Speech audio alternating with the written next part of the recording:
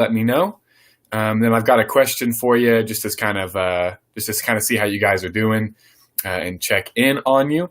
So please let me know if and when you're in, and then that will help me know whenever I can get started. So, hey, Gavin, I see you. Hola. Or as many people say, hola, which that's not right, not even close to right. So I know Gavin's here. What up? I'm just going to turn in my Bible real quick to where I need to be for the night. And for anyone watching, we're going to be in primarily in Genesis 15 is where we're going to be looking today. So, and if you're watching, just let me know kind of one thing you're really looking forward to doing when this quarantine is over. So I'll just give you an example. Like one thing I'm really looking forward to is, of course, seeing people and whatnot. But really what I'm looking forward to is going to see a movie. So going to like the cinema, the theater. I mean, as long as it's not a scary movie, which I can't handle, I mean, that's going to work for me. So Gavin, I know you're on. If you don't mind telling me one thing you're looking forward to doing, whether that's just hanging out with people that aren't just your immediate family, which I know you love your family, but if it's like some friends you've missed or some other family members you've missed that you haven't been able to see, or maybe somebody's home you haven't been able to go to. So yes, do you mind like telling me, is there anything else you're looking forward to? Maybe it's going to the movies as well. I'm not sure. So I'm going to check on Facebook and kind of see what we're looking like there. I can't see how many folks are on or not. And so I'm just checking real quick to see what we look like there. So if anyone's just now tuning in, thank you so much for being here. Just giving a look here. So the theater and to leave home. I'm with you, buddy. I'm with you. So Gavin, as of right now, it looks like it's just you and I. Oh, there's a couple. I see a couple people here. We're going to get started here very soon. So for anyone that's just now joining, what is something you're really looking forward to doing when this and then we will get started very, very soon. Sweet. I'm just making sure I have a few on here before we get going. So if you just now joined us, what is something you're looking forward to doing once the quarantine comes to an end? I know we have phases before things go back to normal, and then probably there'll be a new normal. But just when we can be around our friends and whatnot, what are some things you really look forward to doing? That could be as simple as just going inside Brahms and eating.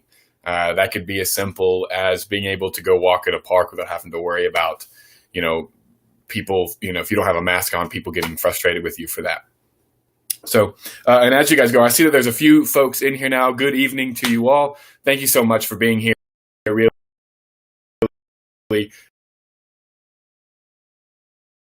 I know that we have, and this isn't a bad, we have one of the later services, and watching some Netflix, just chilling with your family. You could be one of you might even like to be going to sleep around this time. I don't think really any of the youth would, but see for that long. So, Lord, I'm just going to go to Genesis chapter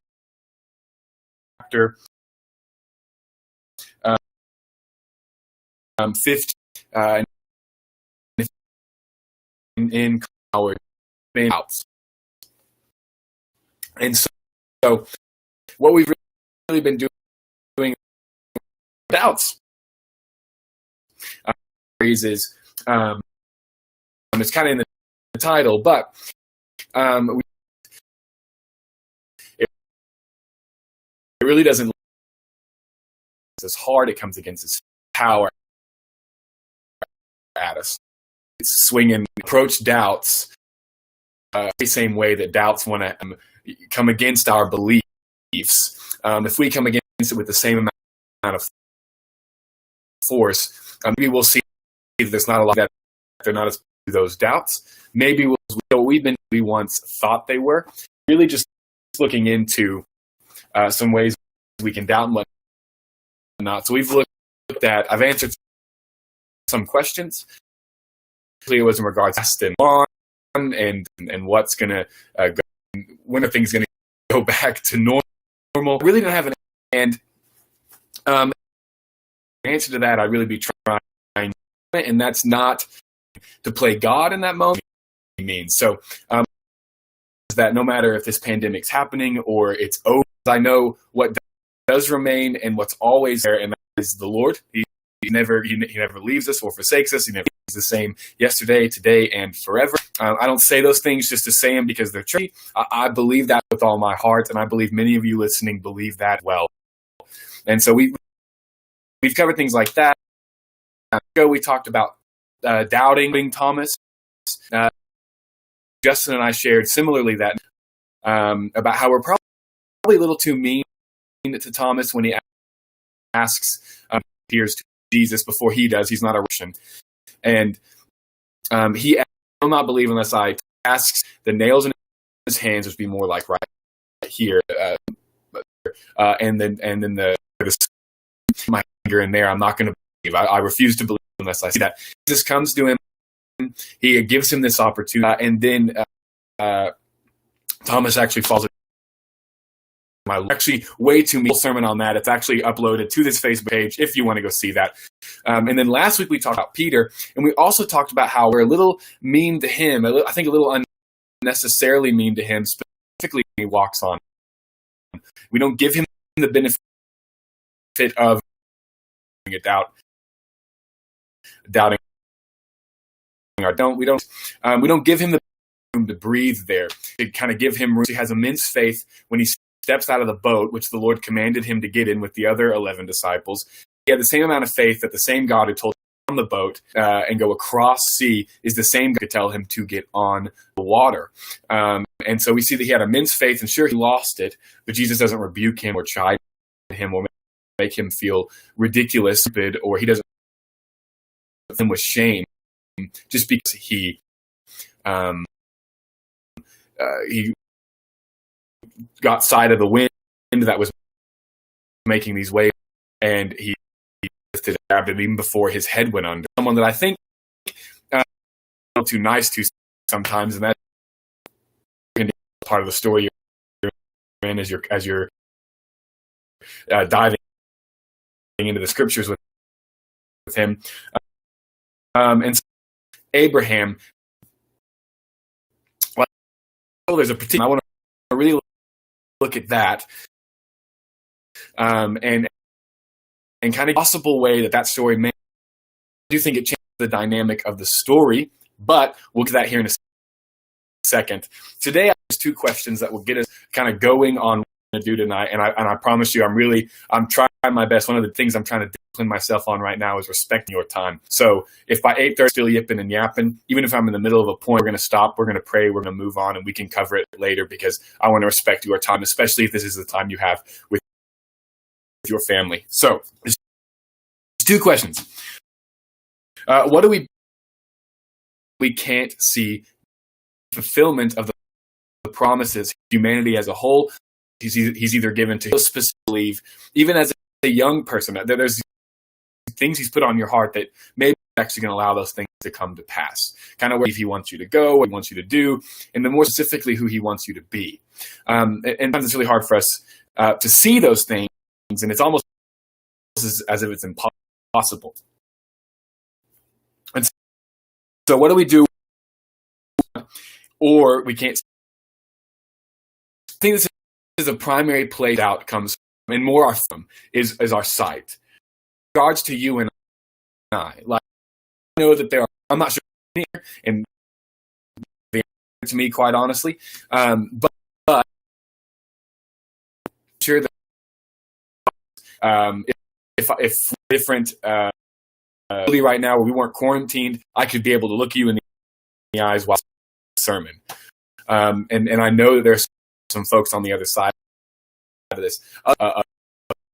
Other times we can actually be in the prayer, and then about how we have a relationship with God, drawing to Him, and we love Him, but it's different, isn't it? We can't see Him like we can see each other. We can't feel him like, if I was around my dad, I could give him a hug. I could, give him a high five. I could give my sibling a high five or something like that.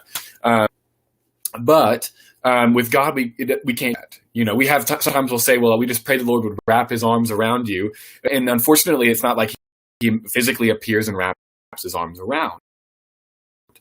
And so I think it really comes into this against play whenever him so clearly you can't believe in him. And so I think that perhaps one of the things that can bother us, God. I mean, wouldn't it change? Wouldn't it totally hear if? And these are all. This is not going. So if any parents are watching, I'm not sitting here just about to just. That's what we think. We think on God or anything like that. But I could just see him. This would be so much easier. If what he was doing yourself. Where are you? And we actually have a psalm. I'm just going to turn to the Bible that really the psalmist just asks, where are? But he says this 13. This is in the Bible, by the way, and he says, "How long, O Lord, will you forget me forever? How long will you hide your face from me?" You can't see him. How and have sorrow in my heart all the time? How long shall my enemy be exalted over me? Consider and answer me, my eyes, lest I sleep the sleep of death, lest my enemies have prevailed over him, lest my foes rejoice because I am shaken. But I have trusted in your steadfast love. My heart shall rejoice in your salvation. I will sing to the Lord, he has dealt bountifully with me. It's nice to know that Psalm's well, but he asked the question at the beginning, why are you hiding this from me? Why aren't you here? And you don't have to comment if you don't want, but I'm wondering if any of us have ever, thought those things, why are you hiding your face from me? Are you even there? And then I think those initial questions can really start sparking and questioning all these other ways we can doubt and maybe overthink. He was a professional overthinker right now. And so if anybody ever wants to talk through that, we can pray through that together, because that is not a fun thing at all. And I even ask the people around overthinkers, it's not fun. And thank you, Gavin, for your honesty. I appreciate that, man, so much. But we also have, there's actually a whole book in the Bible where that really, in some ways, really, it's the book. And in this, you might be surprised, and you guys might know watching, but actually God is never mentioned once. Not once, not at all. But if you really read into the story, you can see that he's working and moving and allowing things to play out for his glory and his people's good. That he's taking care of folks, even in the midst of evil rulers being there and really sneaky stuff going on and backstabbing going on and lies and all these sorts of things. And he's still working. And so some people might think it's weird that book's in there, but quite honestly, I think it's really encouraging that it's there. Because a lot of times, although God is real, he's moving, he's taking care of us, our lives feel like the book of Esther. That we can't see him, we're not hearing him, we're not vividly seeing him do things, we're not audibly hearing him do stuff, we're not audibly hearing his name or anything like that, but still, he's moving, he's doing things. And if we take a step back, like there are some times where I'm driving, like right now, whenever I'm driving from Edmond to Purcell, I have a good amount of time to think, and there are times I think and I go, wow, God, you really were up to something amazing there. You were doing something good, and it really is true that you're working all things out for good. That thing in that moment might not have felt good, but still it was working for good. And I think we have to, in regards to doubt, we have to make sure that we don't confuse God working for our good with feeling good. Sometimes the way he's working may not feel so good, but we know that he's working all things for good, both on this side and then in eternity to come. He's working things for good. And so I think the book of Esther is a good encouragement to us. So go to Genesis 15, please. I'm going to give you a couple ideas of how unbelievers would handle this question, where is God? And I can't see him, and kind of how they get to answers. And then even some ways that folks who believe in God might come to a conclusion here. So as you turn to Genesis 15, and we're really going to go to, we're going to start right at the beginning. So just verse 1 is where we'll go. But is God not around? Things happen. Dawkins, he's wrote a big book called "Who Believe in God? You're a fool. You're an imbecile. Some sort of thing. You just want to depress anyone, but that's really what just a. And he believes anyone who believes. Other things that we can see as well. There's materialism. They state that whatever you touch, like this laptop sitting on it, that's why I was acting all that. There's this material. There's the side of that. There's just the material and real things. There's nothing outside of it. There's no angels. There's no kingdom of God. Nothing like really see, touch.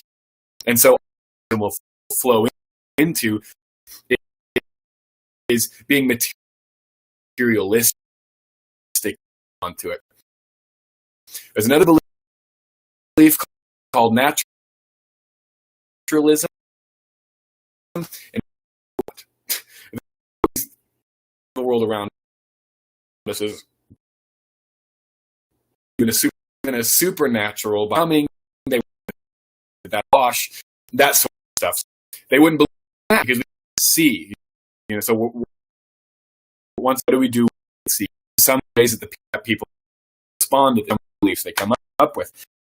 Then there's one that's really, talking with Caitlin, my friend, about this earlier, and I mean, I've told her it's depressing, and it's this belief.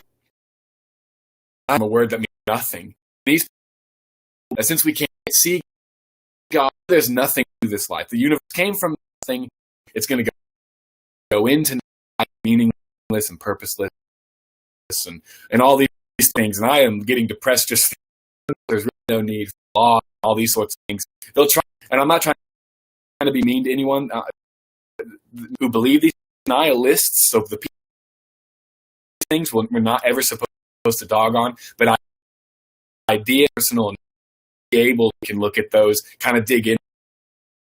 I mean the people nihilists, I have them goes against Christianity out the hope that we have, and someone coming against you feel less with us. So anyways, basically it's this nothing. Then there are a couple other things that people will get into when that are believers. Whether it's our God or a different God, and that is deism and whack. Pretend it's an Apple Watch. It's an act.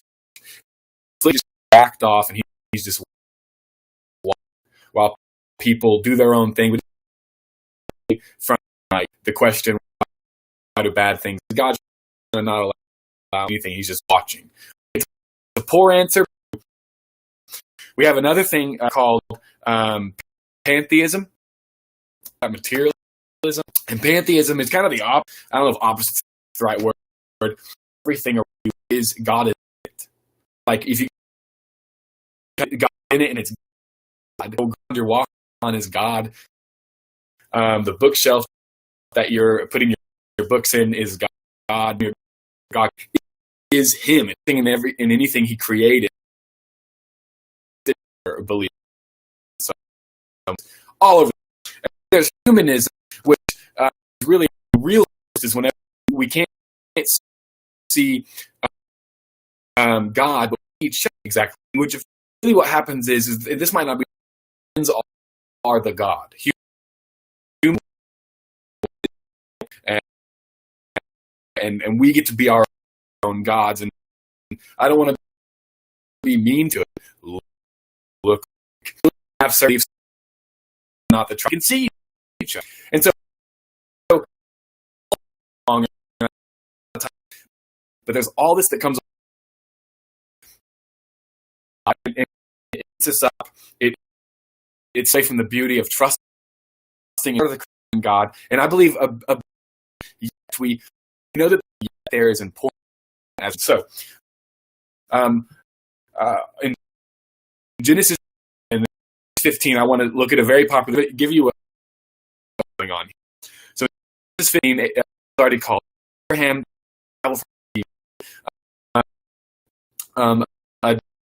a land that tell him where he's going, reveal to him as he's move. He doesn't stick the nation. Numerous stars in the as the grains of sand on the, by the way, on both accounts. 15, starting in verse 1.